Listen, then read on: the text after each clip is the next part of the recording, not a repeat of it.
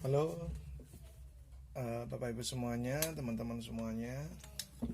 Masih seputar buku cash flow kuadran. Kita akan buka di halaman yang berbeda. Ini kemarin sudah kita bahas.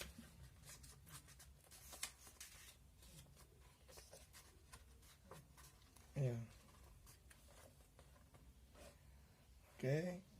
Intinya ini yang kepingin kita bahas pada siang hari ini. Jadi ESBI ini bukan cuma sekedar papan kuadran, bukan cuma sekedar huruf, tapi ini mengandung makna. Jadi ada dua sisi, yang sisi kiri sama sisi kanan. Sisi kiri ada huruf E sama S yang kapan sudah kita jelaskan tentang employee dan self employee, dan sisi kanan ada B dan I atau business owner dan investor. Ya.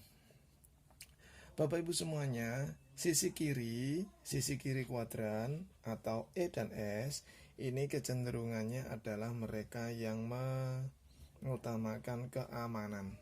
Jadi yang sering mereka katakan adalah tentang keamanan. Sedangkan di posisi B dan I, ya ini berbeda sekali. Jadi yang mereka omongkan, yang mereka inginkan, yang mereka dambakan adalah tentang kebebasan. Nah, itu bedanya antara di kuadran kiri dengan di kuadran kanan. Bapak Ibu semuanya, ya untuk sama-sama mereka untuk memperoleh penghasilan, mereka juga sama-sama sekolah. Jadi untuk di ES ini perlu sekolah sampai tinggi. Demikian juga di B atau I, mereka juga perlu sekolah. Cuma memang sekolah mereka itu berbeda, ya.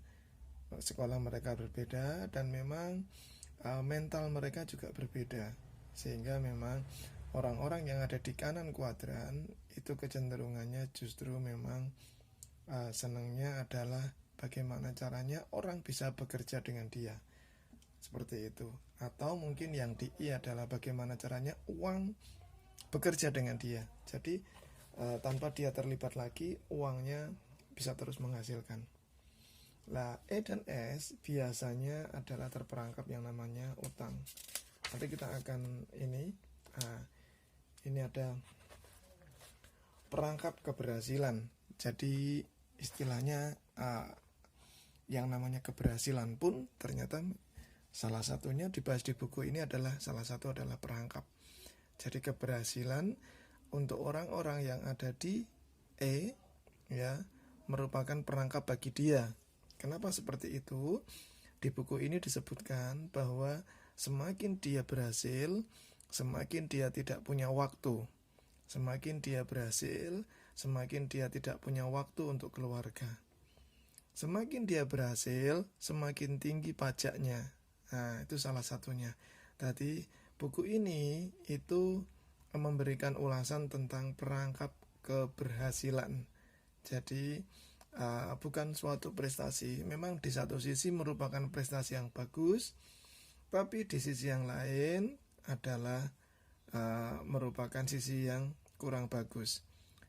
Satu sisi dia berhasil dari segi pekerjaan dan jabatan, tapi di lain sisi dia tidak punya waktu luang buat keluarga. Nah, itulah yang terjadi yang namanya perangkap keberhasilan di sektor kiri kuadran atau di E dan S. Apabila Bapak Ibu menginginkan benar-benar kebebasan, memang di buku ini disarankan kita harus lompat kuadran ke B dan I, ya. Bukan lagi nanti kita akan terperangkap dengan keberhasilan kita, tapi nantinya semakin besar usaha kita, justru kita bisa merasakan yang namanya kebebasan. Nah, ini bedanya. Terus ada lagi perangkap tentang uang, ya. Nah, apabila Anda hanya bekerja di E dan S, maka yang terjadi adalah ada pajak dan ada bunga pinjaman. Ini yang besar sekali yang harus dibayar, seperti itu. Nah, ini kita akan lihat lagi. Nah, ya, ada kata-kata yang sangat bagus, yaitu pencarian tentang kebebasan. Ya, intinya semua orang saya berani pastikan mereka kepingin hidupnya sukses, hidupnya makmur, ya, dia bisa bebas kapan waktu, dia bisa ngatur sendiri. Tapi tidak semua orang ketemu jalannya. Mudah-mudahan dengan baca buku ini, dengan kita ulas buku ini, Bapak Ibu semuanya tahu jalannya, bagaimana caranya kita pindah kuadran. Ya, intinya adalah banyak orang mencari kebebasan, tapi apabila dia tidak tahu bagaimana caranya, ilmunya bagaimana kita bisa berpindah kuadran, mereka juga tidak akan kemana-mana. Yang terjadi adalah mereka hanya pindah pekerjaan. Ya, yang terjadi adalah mereka hanya pindah pekerjaan. Ya, dari seorang dia kerja di salah satu pabrik atau di salah satu institusi. Dengan berpikir dia gajinya kurang, dia akan berpikir untuk mencari instansi yang lain atau mungkin pabrik yang lain untuk dia bisa mendapatkan gaji yang lebih tinggi. Nah, tapi yang terjadi adalah dia tetap di kuadran E. Ya. Jadi walaupun dia pindah pekerjaan, bukan berarti dia pindah kuadran. Nah, itu bedanya.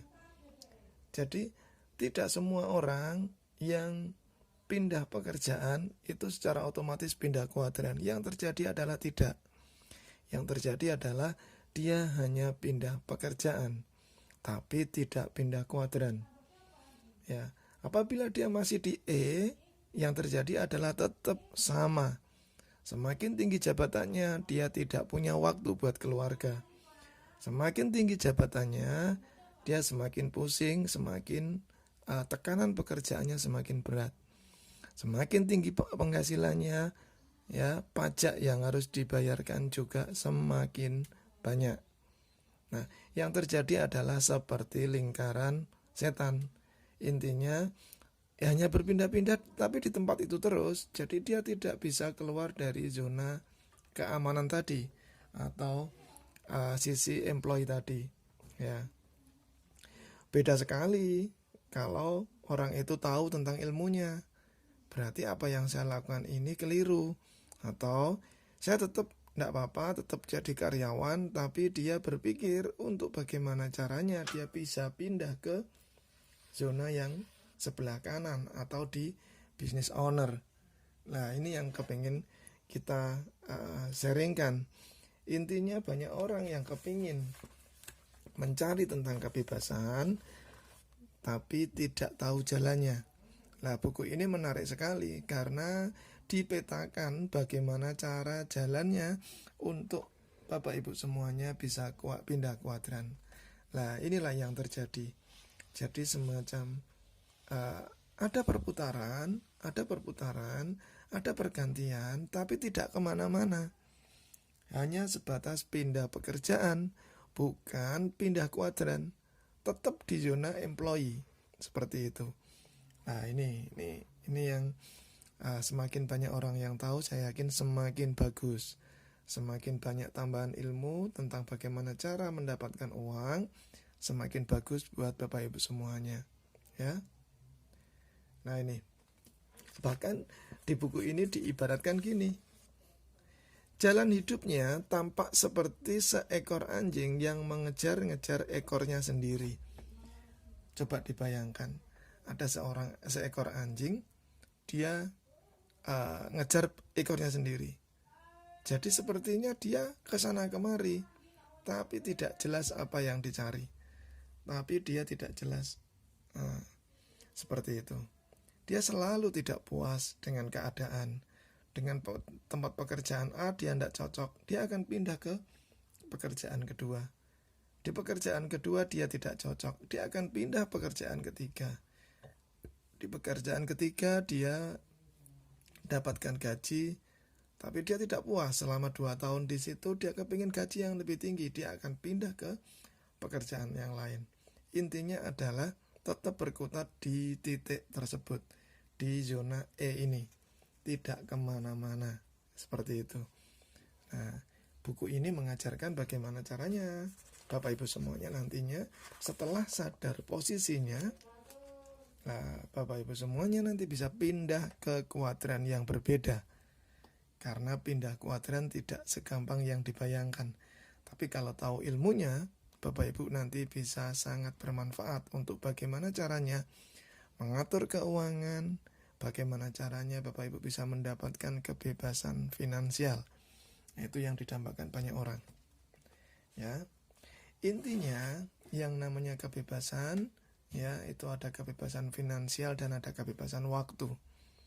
Rata-rata orang-orang yang ada di zona employee ini mungkin dia kelasnya sangat tinggi, mungkin dia jabatannya tertinggi di perusahaan tersebut, dia seorang direktur, ya.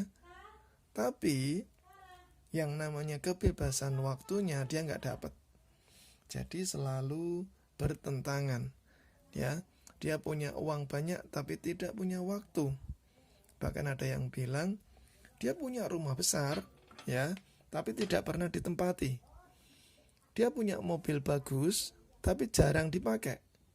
Ya, dia punya villa tapi yang nempati hanya pembantunya sama penjaga kebunnya. Lah, itu ironi yang terjadi. Ya, itu di zona E, ya. Rata-rata seperti itu. Makanya diibaratkan adalah seekor anjing yang mengejar ekornya sendiri. Ya, antara uang dan waktu tidak pernah ketemu. Dia punya uang banyak sekalipun dia tidak punya waktu untuk menikmatinya. Nah, itu yang terjadi. Ya, nanti kita akan bahas di kuadran S seperti apa, di kuadran B seperti apa, di kuadran I seperti apa, ya. Tetap ngikuti di channel ini. Nah, kita beranjak ke S atau self employee, ya. Dari E, orang rata-rata kepinginnya punya usaha. Nah, kalau hanya sekedar punya usaha, biasanya orang terjebak di self employee, ya, self employee atau punya usaha sendiri, ya. Menariknya adalah memang di self employee ini melakukan keinginan Anda sendiri. Jadi banyak mungkin Bapak Ibu punya sahabat, punya kerabat yang setelah dia tidak bekerja lagi, ya, dia buka usaha, entah itu toko atau apa, yang arahnya dia pindah ke self employee, dia kerja sendiri. Tidak ada yang merintah, tidak ada yang gaji, tidak ada bosnya. Ya, itu namanya di self employee.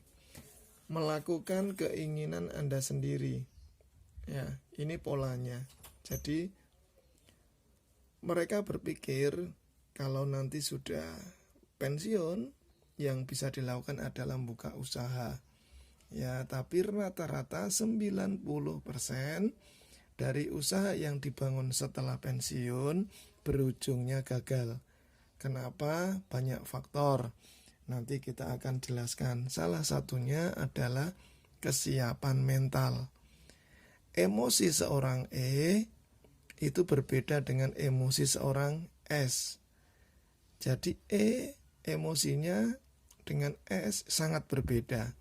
Menyikapi tentang bagaimana uang, menyikapi bagaimana kita bersikap dengan keadaan.